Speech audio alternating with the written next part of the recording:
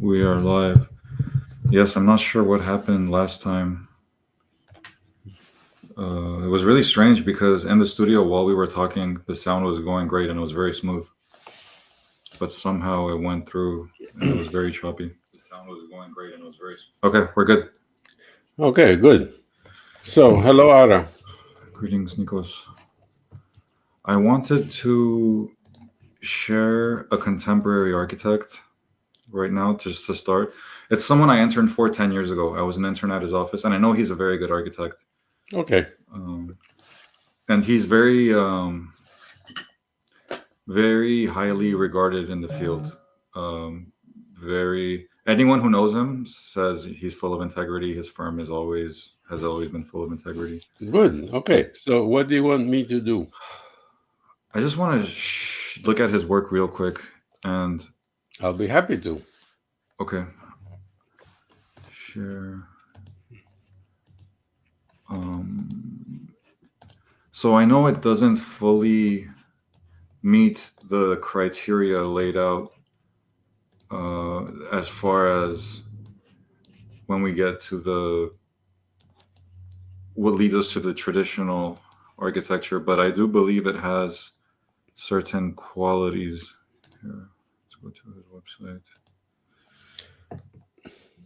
I have met Neil in New York. Oh, really?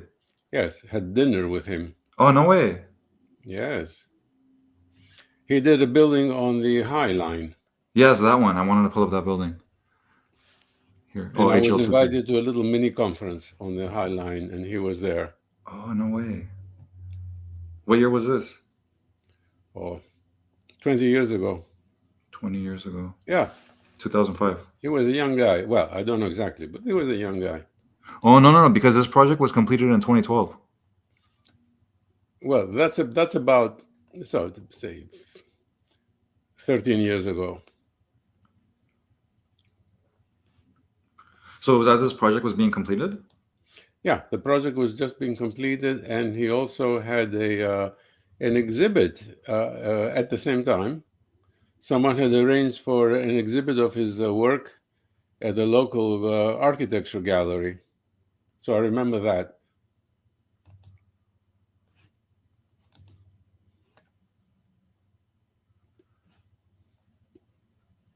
I would argue there are some fractal qualities because this overall form that you see makes its way into each individual panel. Okay, so Ara, you haven't learned anything from us if you think this is fractal. I mean, maybe not to the. Maybe you wouldn't say the fractality is to the extent of the Woolworth building, but it definitely, if you compare this to a Bauhaus building, this definitely has fractal qualities. No, it doesn't.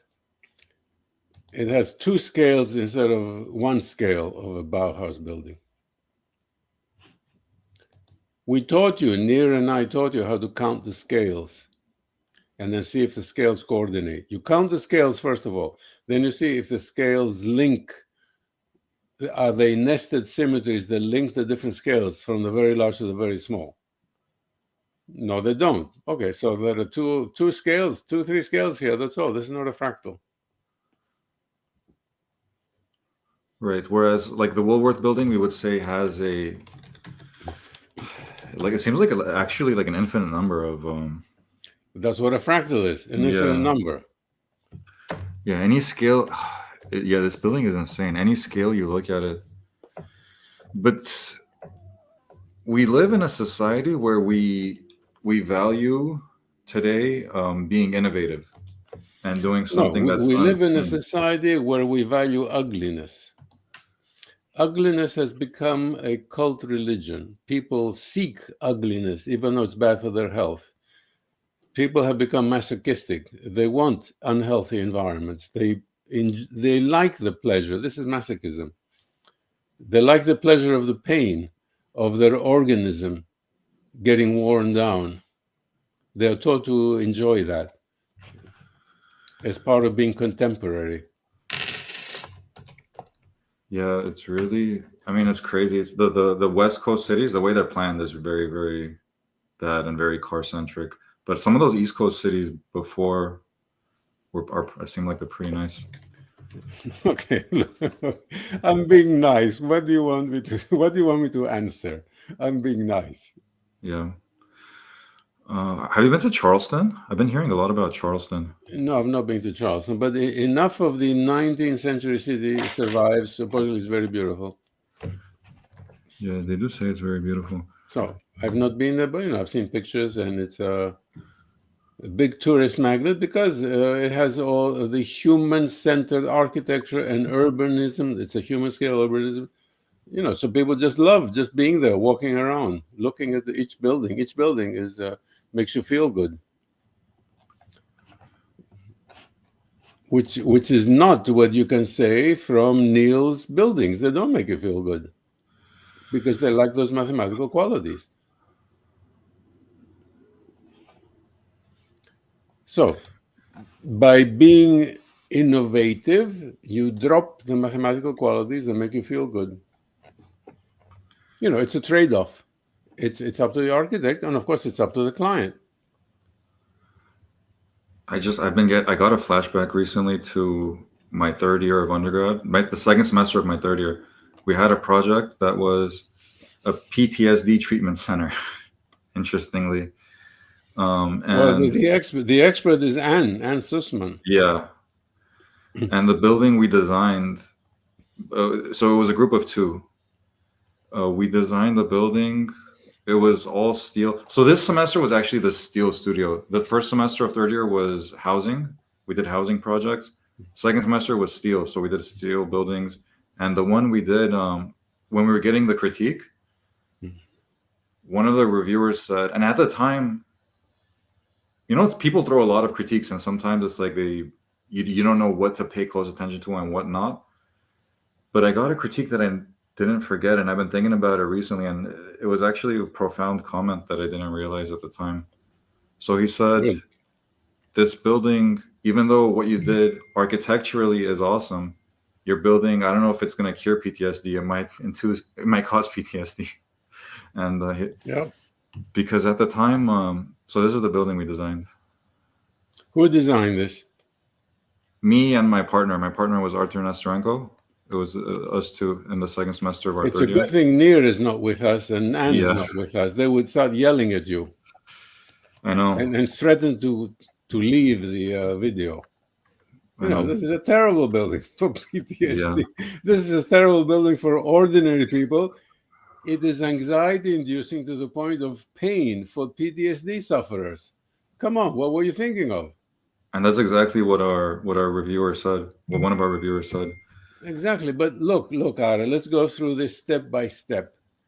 Did you spend 2 weeks studying how PTSD sufferers process visual information and what causes them pain?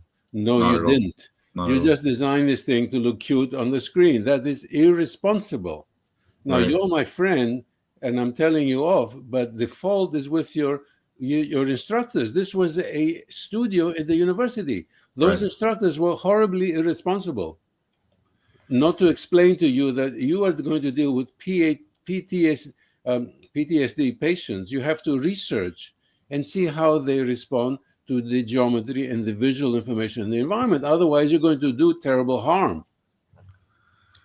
And actually, a lot of the critiques we got along the way were quite positive, because so we presented it as a project that, so first of all, it bends and then it has a twist. So forget that. That's nonsense. So you got critiques from faculty that were positive? Yes. Those faculty should be put in jail because they're encouraging a building that ignores a possible pain to the users. What I just described to you. The site we were given was a very problematic site. Look, forget the site. This could be anywhere. Okay, here is Anne. Don't tell Anne what I said. Explain to Anne the project and have her give you a clean critique. So this was 3B, second semester of third year. It was a steel studio. And the site was a wetland. So when we presented the project, we always presented it as a project that only touched the ground at 2 points, so it wouldn't disturb the nature as much. And we presented it as it had. You are skipping the main point. This building is Yeah. meant for whom? It's a PTSD treatment center.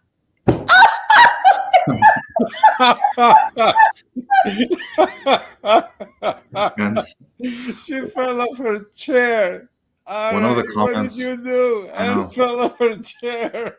Are you serious? one of the comments we got during the review was, what you guys did is kind of cool, and architecturally I see how it has things that could be awesome, but I don't know if this will treat PTSD. It might induce PTSD. It might cause PTSD. That was one of the comments.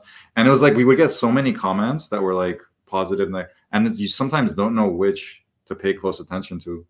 But yeah, that comment lately, since we've been having these conversations, I realized was a profound comment. That it's so creative, but it doesn't fit our biology.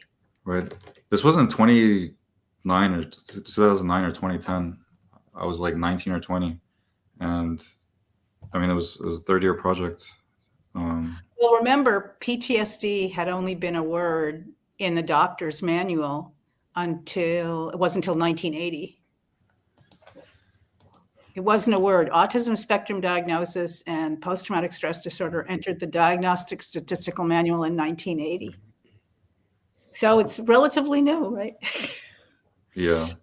So you mentioned that they called it shell shock before, which that term was around, but I guess it's not the same. The shell shock was since World War I or earlier, but they didn't know, and they couldn't do the MRIs, magnetic resonance imaging, where they actually can see how the brain has shifted.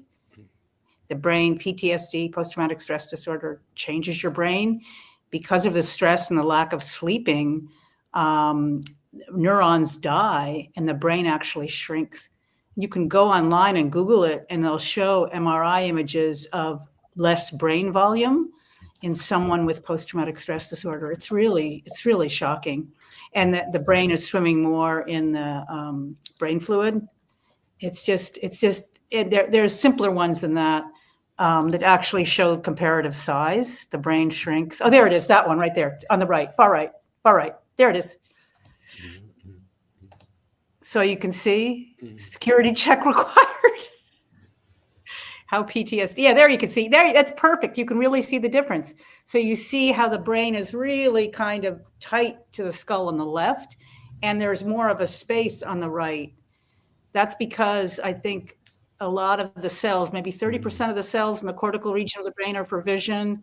The reason our brain is so large is because vision is such a big sense for humans. And so the brain cells die, you lose visual acuity. And so that's why things become blank in modern architecture. You'd rush to be modern and to be blank and no detail, when actually what's fascinating to me, what I'm studying now at the Human Architecture and Planning Institute, is that bodies need biologically to see detail, to anchor, to take you out of fight or flight. So that it's just really interesting, the difference. So the PTSD brain wants blankness and processes blankness more easily. Okay, and for our viewers, yeah, the building that are designed, is it going to be harmful or helpful for PTSD patients to use? I guess enter and work. Well, I think, here's the problem. I think it's so interesting because in architecture school, it's all about being super creative and coming up with things that nobody says before. So in terms of architecture school, as I remember it, going to UCLA in the 1990s, this would do really well in architecture school. As an actual building, it's a disaster. Right. Wait. You are one of the world's authorities on PTSD and architecture. What do you mean by disaster? Is it going to make PTSD patients sick? Well, I could say I'm not a PTSD patient and I don't have an MD, but I can say that as a non-PTSD patient, even bringing someone with PTSD there is terrifying. I don't know where to look. It's dissociative.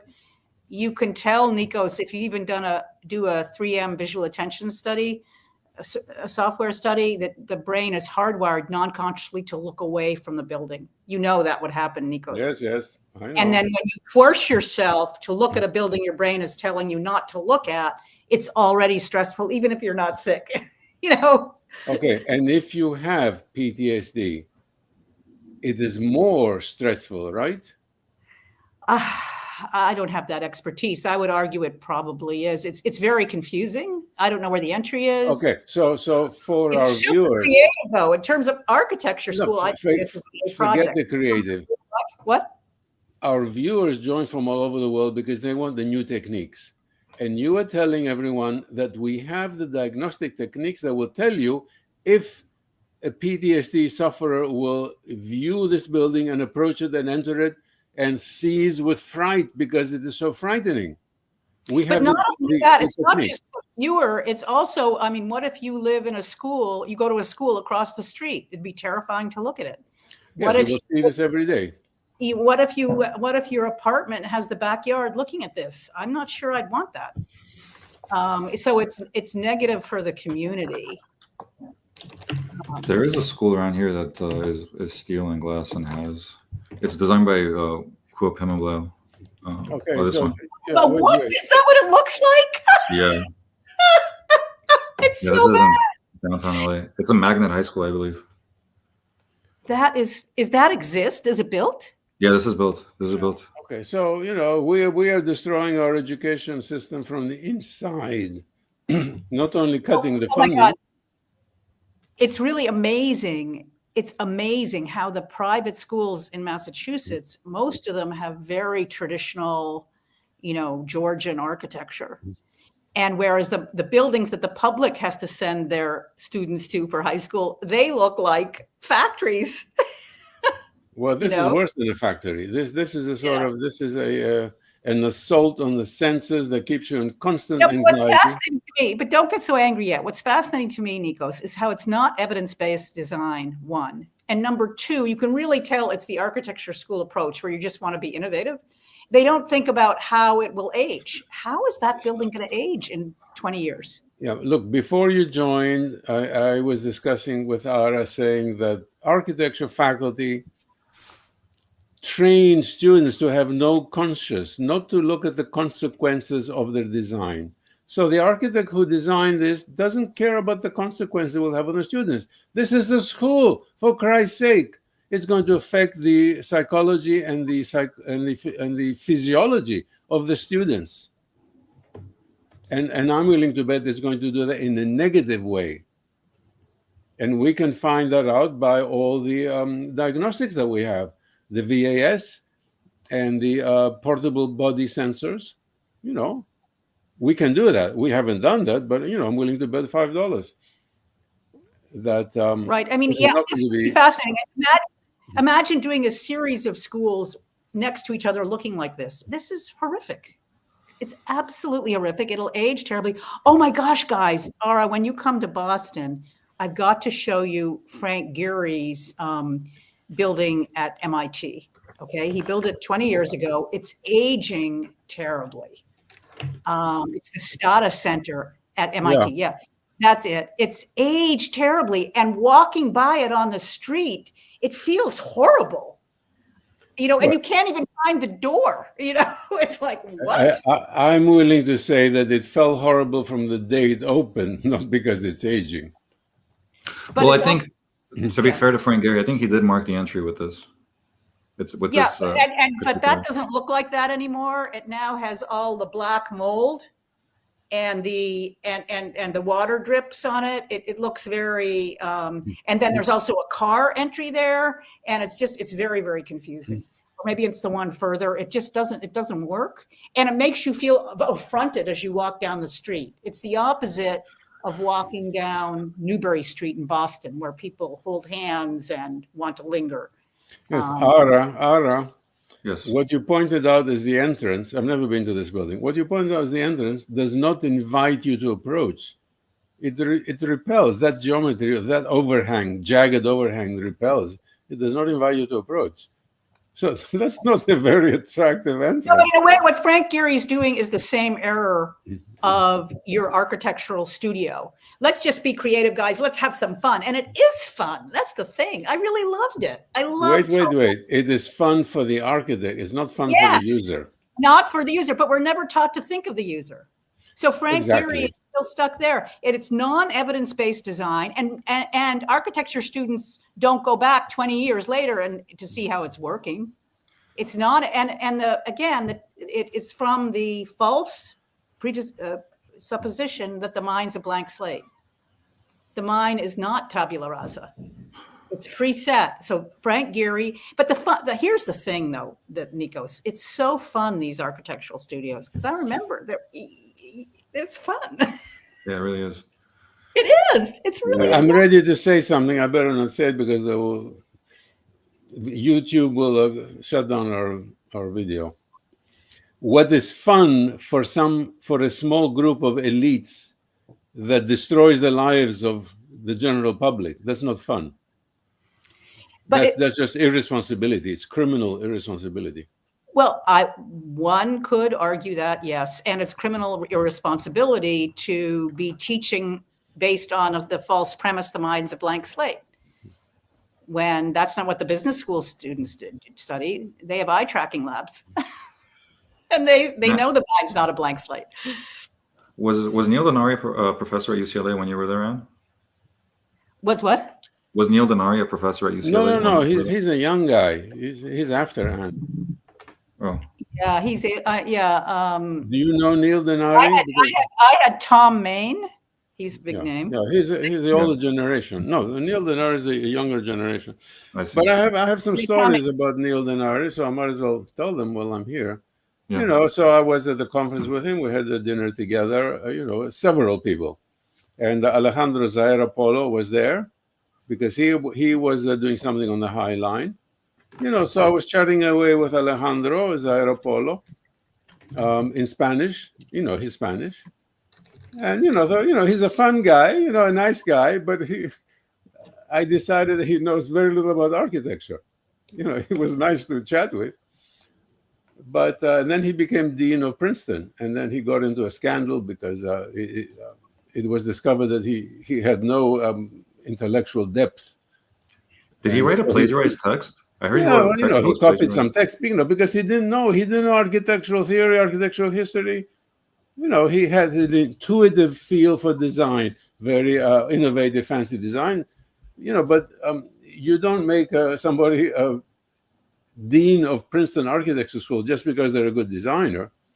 And I don't like his buildings, but he had no intellectual depth, so he was fired for plagiarizing something. Right. But a nice guy. I enjoyed talking with him. But Neil Denari was the opposite. Neil Denari was so full of himself, he refused to talk to anybody sitting at the table. He didn't open his mouth to talk to Alejandro. He didn't talk to me, even though we were having dinner together. He was just stuck up. He thought he was the greatest architect in the whole of history. I didn't like that attitude, and I don't like his buildings either. Yeah, it doesn't work. So let's change the topic. Let's go to something that's useful for our followers, students.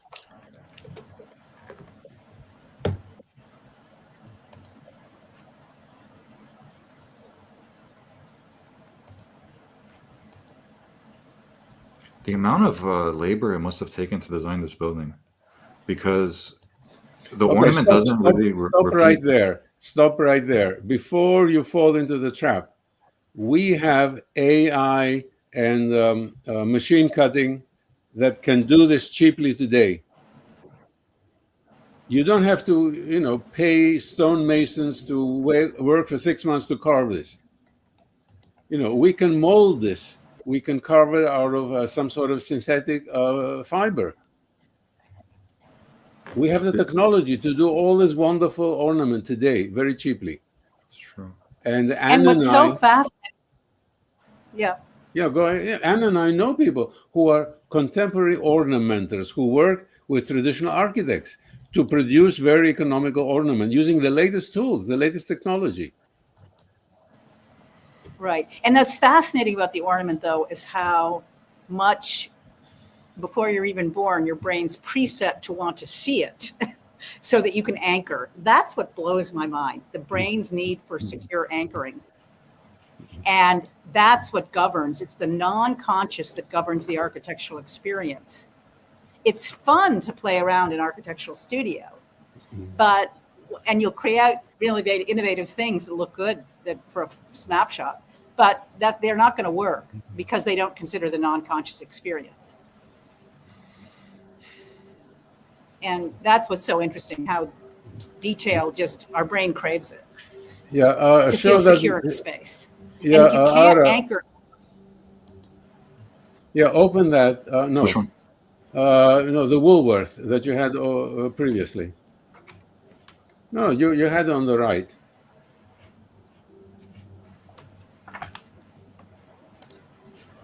Yeah, something high. Okay, something high.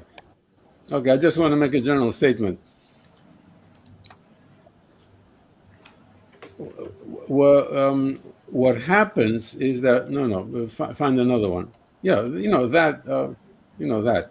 What happens is that the emotional attachment due to information is immediate and occurs over a certain distance. So really, the Woolworth building, as beautiful as it is, has wasted a lot of ornament, and way up where you cannot see it. You cannot get close to it because you cannot see it from the outside. What's important is the accessible ornament. So the first 3 floors, and the most important is the ground floor. So the ornament really works on the ground floor. Ornament is fantastic on the first 2 floors. The 3rd floor, okay, then you have some nice fractality, but it doesn't make sense to waste ornament way up there where you cannot get close to see it. That's true. That's a good point. So that's that's my theory. Go ahead. Well, I would argue my theory is a little different, that you need the ornament there because people will see it then from their apartment on the 40th floor. And also what's fascinating, what we're studying in the Human Architecture and Planning Institute forthcoming study, we're studying how you see different amounts of ornament as you approach the traditional building. It feeds you more and more and more. Whereas the glass high rises we're building now feed you less and less and less. Exactly. Making your entry, unfortunately, your nervous system is Pleistocene. It's not modern. Automatically, you'll be more stressed. You'll have a higher heart rate. You're going to have more sweat gland elevation approaching any modern building because you're not getting the security that you need every second. Yes. With new detail to see. That's what's fascinating about traditional architecture. It fulfills the need for more and different detail as you approach. Yeah, Ara, scroll up to the ground floor, seen from the street. Now there. Okay. Now, so many wonderful buildings had the ground floor gutted, modernized. Exactly. So you don't get the original feeling walking down the street because all the ornament was stripped off.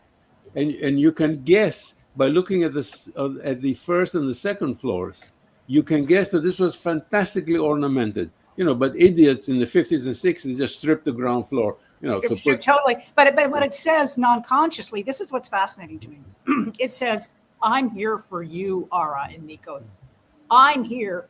Come towards you and I'll feed you even more beauty. I'll feed you even more. And you'll come and you think, I've arrived. Bruce? I'm someone important. Well, whereas you enter, Boston City Hall, a brutalist building built in the 1960s, it's exactly the opposite. Right. Yeah, this building is not for you. It's true. Yeah. And when I think about it, I always liked this building before as an architecture student. And when I went to New York, I found it striking. But if it wasn't for this base, which is traditional, this wouldn't mean as much. It's seeing them together that really makes it interesting. Yeah, and this building was existing. Yeah, that is existing. Yeah, and the same with the Daniel Libeskind one. Right. Where it's touching the tradition. If it wasn't for that traditional one, the contemporary one wouldn't have that problem. But so I think that's the issue with architecture is the architects are having a great time in their studios, but they're not acknowledging how they're hurting people. And the fact is, in humanity, that's happened for years. I mean, cars originally didn't have seat belts ever, and that hurt a lot of people.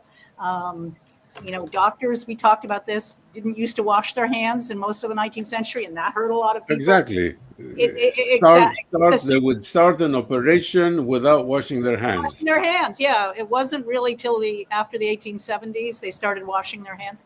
So so we're starting to realize now, cars, I think it became mandatory to have a seatbelt in a new car, I think in 1964. Ara, go back to the Woolworth building, the image that we were seeing of the ground floor. Yeah, that one. I'm willing to bet that the ground floor was ruined, because look at the first floor. Look at those frames, wonderful frames, ornamented frames. The ground floor is very plain. Oh, they must have it was changed destroyed. Yeah, I'm sure they Whoa. threw away some beautiful things to modernize it. Well, they didn't realize they're hurting people, just like the car Yeah. companies didn't Yeah. realize you have to have seatbelts, or doctors didn't know you had to wash your hands. That's the issue, the gap. Did you guys see that movie Architecton? No. What is it, honey? It's called Architecton. It came out, I think, a week ago. No, send the link. I don't know if it's out for streaming, but Oh, okay. it was kind of, so a lot of it didn't have dialogue, but towards the end, so it's about an architect who, I think the film was in Italian. I think he's in Italy, maybe, who he prefers traditional architecture. And towards the end, he reveals that his firm is doing like a massive high rise that's very bland that he's not happy with, but he had to take it because to keep the firm running. Yeah. Or something. Interesting. Yeah. Right. No, I don't know the film. Right. So look at this picture. One of my favorite architects is Louis Sullivan. Several of his buildings had their ground floor ruined. And so it's impossible to fix, because they threw away, they stripped some of the most beautiful ornament from the ground floor and they just threw it away. And you have to go to the very old photographs to see what it really looked like. Some of his banks, were ruined.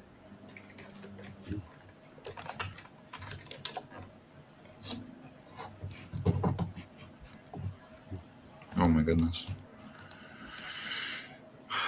Anyway, I'm just saying that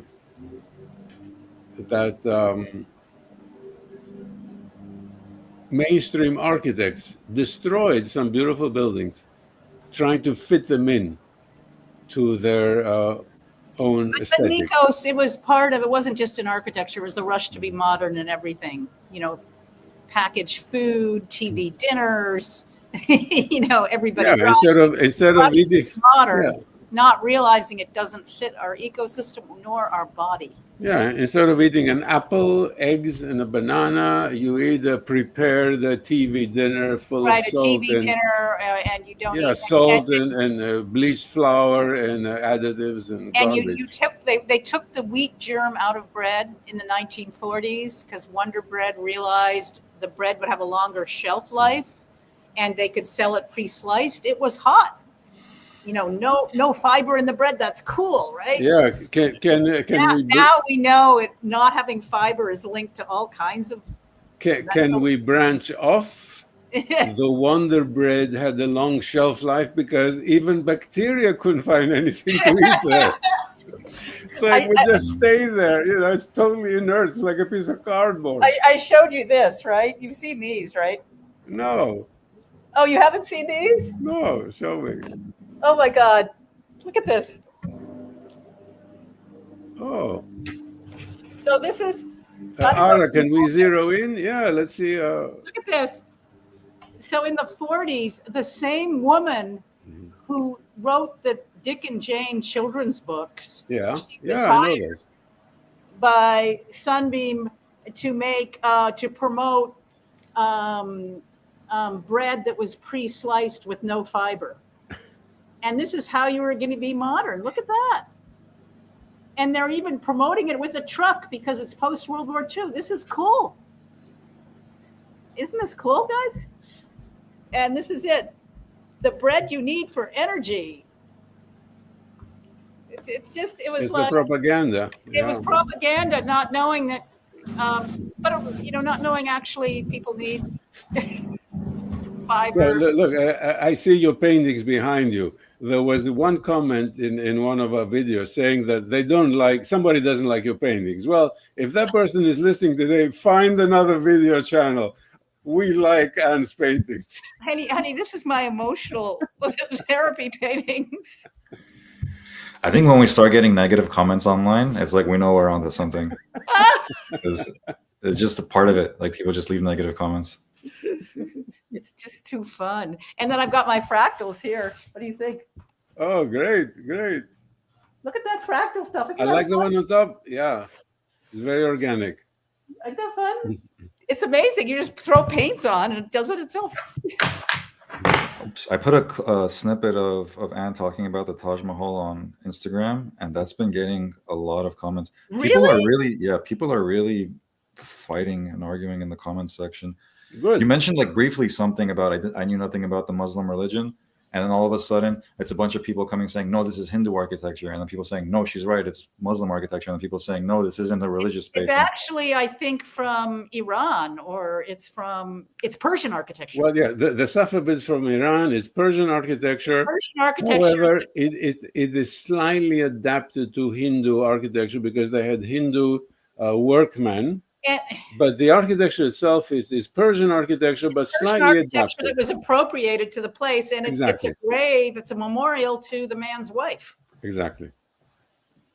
It's a memorial, and the and fact since Shah Jahan had several wives, this was his favorite wife who died in childbirth.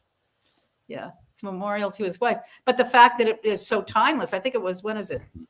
1580? Something like that, yeah. It's 16th century for about 1580. Yeah, the fact it's so timeless. Why is it timeless? Because the design of what we need to see is in us. It's not a blank slate. Yeah, okay. So, but speaking about Indian architecture, I have to make a personal confession. My favorite Indian architecture is the early one, 15th and 14th centuries, the Delhi Sultanate, which is Afghan blended with Hindu architecture. Yeah, and fascinating. Very few people know that architecture, but that really turns me on. Yeah. So but here's the thing about that architecture, and the same is true with Asian, Japanese architecture, and Chinese architecture. The amount of detail. Yes. The detail and ornament is like, So show the Qutub Minar. Yeah. The minaret, that's the Qutub Minar. So they had Afghan architects. No, the tall thing, the minaret. They had Afghan architects who were using subcontractors and workmen who were Hindu and had the Hindu stone carving tradition. And the blend, I think, is absolutely fantastic. So this is 1192, okay? 1190, that's incredible. Exactly. Incredible. See if you can get a close-up of the Qutub Minar. And then there are several buildings of the Delhi Sultanate.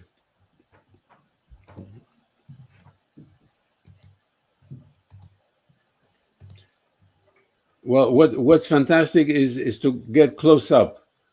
So this is the mosque that was next to the Qutub Minar. Most of it is gone. Just a few half arches are left.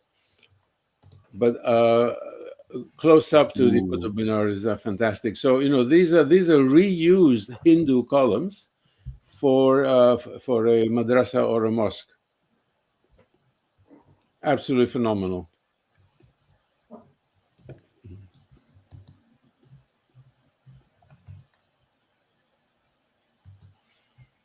One of the greatest architectures that humankind has produced. That's great. In that film, Architecton, they sometimes throughout the movie they just randomly cut to a new building that was being 3D printed, and it's like you just see this thing coming down, and it just prints like a bland layer of concrete. But you have a good point that we could 3D print ornaments. So since we're using 3D printers, why not incorporate this kind of stuff? Of course, and new materials. You don't have to make them out of stone, which is heavy. Make them out of a very permanent but lighter material. That's all you need. Well, what's interesting to me too is how this is so transcultural. Like, yes. I don't know this history I don't know this religion. I don't know the language, but I know I'm in a place of importance. I will Yes. enter it carefully. I feel it's calling to me. Makes no sense. Makes perfect sense. Right. Okay. So scroll and stop right here. Stop right here. We see this as gorgeous ornament. Yeah. But somebody who knows how to read the script, they can read it, because the border of the of that arch is script. It's quotation from the Holy Quran. So you connect with the ornament, and you also connect because you can read Religion. it. Yeah. And you hear the word of the Prophet Muhammad. Right. This is fantastic for a Muslim. So you're connecting, intimately. It's something incredible. But it's also timeless. Yes. But we, Christians or Jewish people, can only connect as far as the ornament. We cannot connect with the meaning of the words because we cannot read it. Yeah, it must be in Arabic. It is. Yeah, it is. No, it's either in Afghan or in Parsi. It might be early Farsi. I think so. Yeah, it's Farsi, but this is this could be Afghan because this is the Delhi Sultanate. So it's Right. not the script looks the same, but these are different languages. And I So think the people language in India today cannot read this. I think it's read right to left. Yeah. And it goes all the way around. You see several different borders within borders. This is what Christopher Alexander says: wide boundaries within boundaries, and each boundary is defined by script, which is telling a story, which is telling something from the Quran. Absolutely incredible. And look how bilaterally symmetrical it is. It's Yes. so interesting. Everything is bilaterally symmetrical.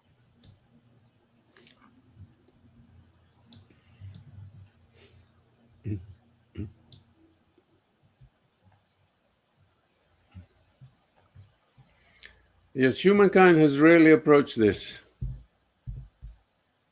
level, but every civilization has achieved something phenomenal in architecture, which architecture schools today are totally destroying. I doubt you will ever see this in the architecture history. Architecture history consists of 2 semesters. The first semester shows all of Western architecture, going through, like flipping through a book. They say, this is nice, but it's in the past. Forget about it. It has nothing of value. And then the second semester is all modernist architecture. And every day the instructor tells you, this is fantastic. You have to copy Mies, you have to copy Gropius, you have to copy the lunatic Corbusier. And it's drilled into you. Yeah, no, it's crazy. So where is this building? This is in Delhi. It's in New Delhi? Yeah, it's in New Delhi. Because I think it's very close to the Qutub Minar. There is a group of buildings that used to be the administrative center in the 1400s. I mean, I've never been there, so I don't know exactly. But the one we saw was an intact mosque. Yeah, Tutmesh, you have it. Scroll up. Yeah, that's it. The tomb of Iltutmish, 1235. 1235. That's wild. Yeah, 13th century. Wow, that's wild. So they're all close. Is close to the walking distance of the Qutub Minar. The public square and a public gathering space used to be something that was always incorporated, but now it's like it's all just private areas and.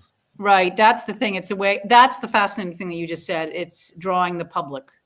Okay, yeah. Look at this. And architecture is a way of building community. And Ara, look at this. As I said before, these are Hindu columns reused in a madrasa or a mosque. Well, you mean they reused the design, or they physically took the columns? No, they physically took the columns. Oh. There was a Hindu temple, and it was taken apart in order to restructure for the prayer ceremony of the Muslims, but using the same materials, and just adding a few more materials. Well, it keeps the congregation together. It's very clever.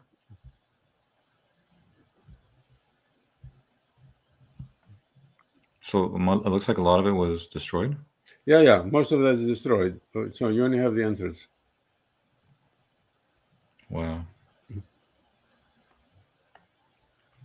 But you can see this would be the preview for the Taj Mahal. It was what they were basing what they saw before. So Taj Mahal, I just looked, it was 1632, almost 400 years ago. Yeah, well, it's my own personal preference. I prefer the buildings from 200 years before the Taj Mahal, because they Taj have.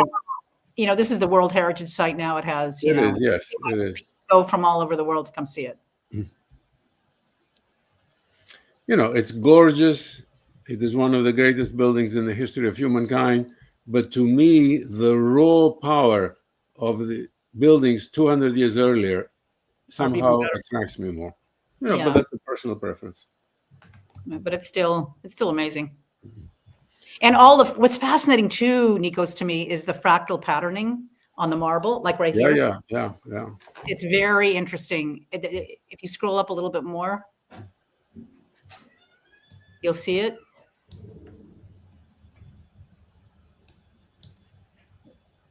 Oh my gosh. Oh, yeah, that's beautiful. This right here. Yeah.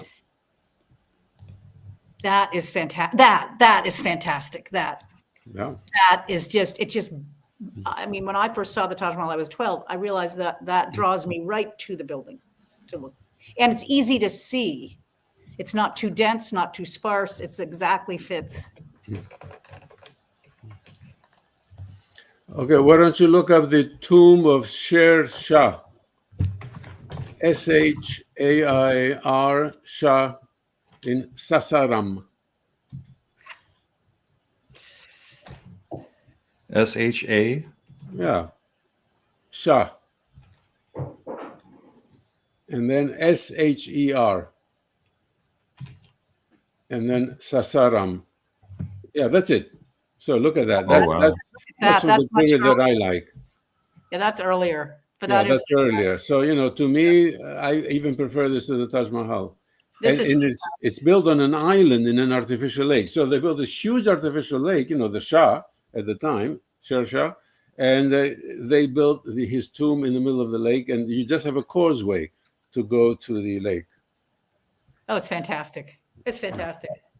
See if we can find any close-ups. Fantastic.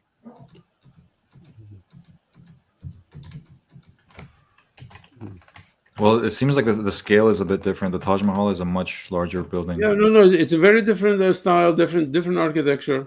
I'm just telling you of fantastic pieces of architecture that people don't know about. Yeah. Yeah. Everyone knows the Taj Mahal, but very few people know about Sher Shah Suri's tomb. Again, I've not been to India, so I've not seen any of these. I only know them from photos.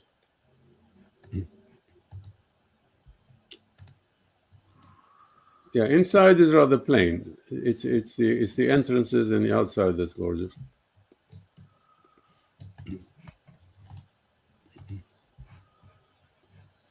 I don't see a close-up. Yeah, doesn't matter. So apparently Sher Shah met a nasty end.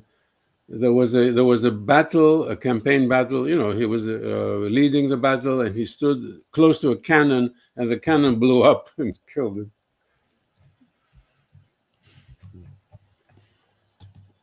Okay, that's it. Our video is not meant to be a travelogue to exotic lands, but there is so much gorgeous architecture over millennia that is ignored by architects and architecture schools. And they just show glass and steel boxes over and over and over and over again in order to indoctrinate the students.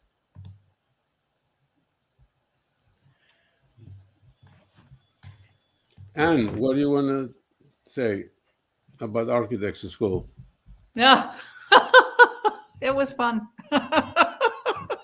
It was, best time of my life. At the time, I was like, "Oh, I can't wait to get out of here." But then when I look back, it was really fun to be in the studios and get to design a bunch of buildings. Yeah, it was. It's fun.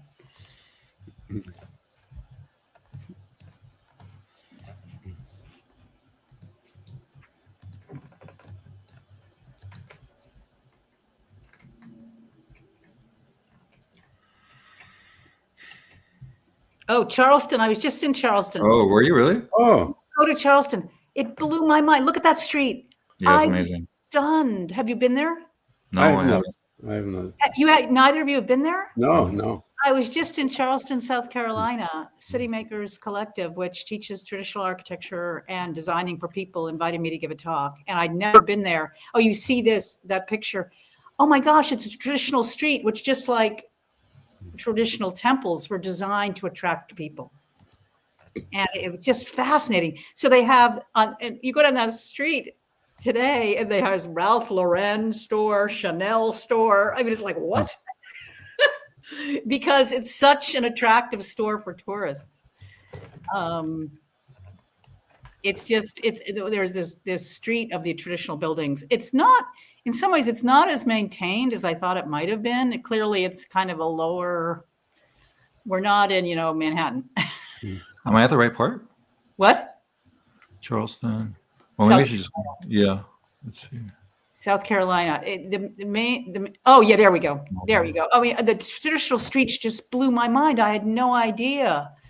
And because this is a really older part of the United States, I didn't know it was around. And it blew my mind walking down it. I was just amazed.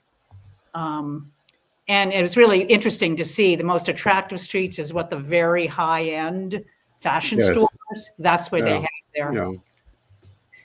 So people spend their weekend shopping down these streets. Well, for our viewers, the Congress of the New Urbanism and the DPZ, Duany Plata Zyberg, measured distances and standards in Charleston to make for United States urban code. The form-based code. That's what they did? That's fascinating. Yeah, and also Key West. So Charleston and Key West. I didn't know that. I'm speaking at a conference at the Congress of New Urbanism the first week of September. Great. Florida. They're paying for me to go to Florida. Great. The Congress for New Urbanism is doing a talk there. I'll be talking with Strong Towns, Congress for New Urbanism, and the Happy. Fantastic. About how to design places like Charleston, South Carolina. It was really amazing. It's funny how we don't use this as evidence of what to build, because there's a new Strong Town study apparently that if you build communities like this, it ends up having more real estate value than doing a shopping mall with a blank parking lot. Yes, but the CNU has been doing this research and publishing the figures because the CNU is profit oriented.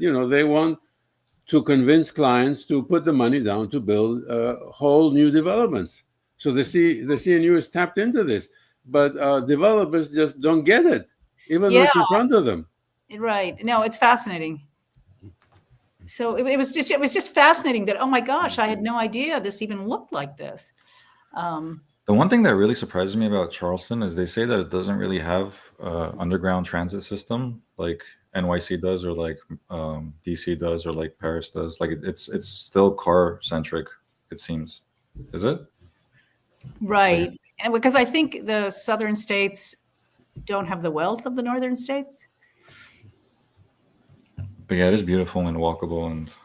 But yeah, it was shocking. It was shocking. And in a way, they kind of handle it like it's a Disneyland Main Street. Amazing. America could feel like this, guys. Well, the South always had more charm than the North. The North was industrial and go-getter and rush, which it still is. The South had this charm, the polish, the finesse. Right. But the other side of the coin was the slavery of the South, Right. A good thing and a bad thing of the South, but you cannot deny the good thing. No, it was really shocking. And what's shocking too, though, there's evidence-based here, and I know CNU is trying to use it, but it hasn't been used like it could have been. Imagine if more of America looked like this. Well, look, CNU has documented this. It's published openly. The form-based code is open source. Anyone can use it. But it's not getting used. It's not getting used. No. People don't care.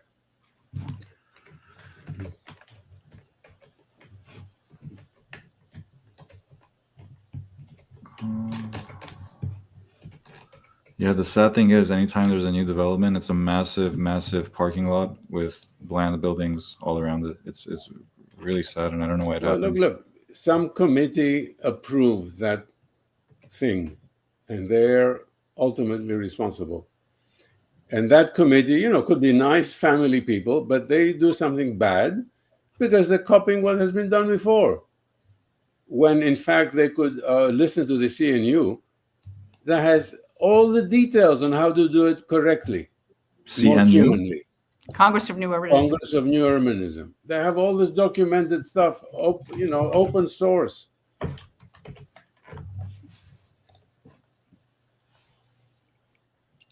Look at Oh, that. by the way, I posted snippets of our Leon Creer talk on Instagram, and someone commented, said, "Oh, this guy was a Nazi, what should I say, Nazi legitimizer or something." No, Leon that's Creer. ridiculous. Because because he what? talked about because he's talked about. See, I don't know if he said positive things about Albert Speer, but this commenter said that he said positive. I didn't get that book because it's like $500. His book on Leon Creer. Maybe it's not in print anymore. What? Which book? They said that Leon Creer legitimized Albert Speer. No, he didn't. So you can find Leon Creer's book on Albert Speer because it was republished just 4 years ago. Printed in the United States. It should not cost $500. You were looking at the original publication in the 70s. Oh. The new edition is is very affordable. I don't know how much it is. $40, $50. Oh, really? I don't know why you want it, but Leon wanted to look and present the architecture of Leon Speer independent of the political, a political aspect, covered in blood of millions of people. I think it was a mistake. He should not have touched Albert Speer. The architecture is interesting, but there is so much death surrounding Albert Speer. Yeah. He wasn't a responsible person, but there's so much death, that you don't want to touch that. And Leon got into trouble. But people cannot accuse Leon of being a Nazi. He was not. He was my friend. This is what we're building now, Five Guys. This is the kind of stuff we're building now. Yeah, garbage. So, garbage everywhere. Everywhere looks like Texas. Yeah, and it's not only garbage, it's bad for your health. It's bad for your health. It's not good for it's not good for everything. It's not good for the planet, all the asphalt there. And the name they called it the Downey Promenade. Like they just give it a name that makes it sound like bullshit advertising. It's terrible. But most Americans don't know. This is the problem. This is why your work is so important, Nikos. Most Americans don't know there's another option. There is a downtown Downey that's very Okay, different. I have something more to say about Leon and Nazism. In Cornell Architecture School, the students revolted about 20 years ago. And they said, we are going to boycott all the courses until you change the curriculum and start to teach us real architecture. For example, we want you to invite Leon Creer to give us lectures on traditional architecture. And the dean at the time said, we're not going to invite Leon Creer because he's a Nazi. So this slander was used to quash the student questioning a corrupt curriculum. Nikos, Cornell Architecture School students are reaching out to me. Well, so it's not the same ones because this is 20 years later. Yeah, the students are really concerned. They've founded a committee, I think it's called the Unconscious Architecture Group, that they're not getting the education they need. It's the same situation of 20 years ago. The same thing happening right now. And they want me to come in September and November. The problem is it's like a 5-hour drive for me. Offer to give them Zoom lectures. I've offered that, but yeah, there's Charleston. But yeah, so it's so interesting that the exact same thing is happening with the Cornell student body in their School of Architecture today. That's it's a good sign. They're waking up. Yeah, well, the students feel they're being miseducated. They're saying, we know something's wrong. That's what they said to me. And Cornell had the #1 program, according to the #1 Bachelor of Architecture program, according to a lot of sources. Right. According to, I don't know if it was NAB, but yeah, a lot of people placed Cornell as the #1 B-Arch. Okay, look, I will tell you what I do. I'm getting invited from all over the world. They say, we'll pay your full fare, and a big honorarium or a salary for you to teach. And I told them, I'm teaching here at my university, so I don't like to travel in the middle of the semester. I will give you free Zoom lectures. that takes care of that because the people are interested. I think love to give them at least Nico should suggest me too, because we have courses too about understanding the non-conscious. We should work together here. Okay. I'll split the honorarium. No, when I offer to talk by Zoom, I say no honorarium. You know, I'll just do it for whatever. free. I'd be happy maybe to travel. So I'm traveling to Florida in 2 weeks. Hey, look, and there's something else. This video series with Ara, we are getting a lot of message across. So students who watch these video series are learning an enormous amount. This is doing good. Yeah, Yara, you're amazing. I've got to go now. I just realized I have a 2 o'clock call. But okay, and it's 1 great. hour, so let's wrap it up. Okay, thank you guys so much. Thank you Yara, for everything. You're brilliant. Yes. Ciao, and ciao. Ciao, Bella. Enjoying all the learning and really grateful. Okay, bye.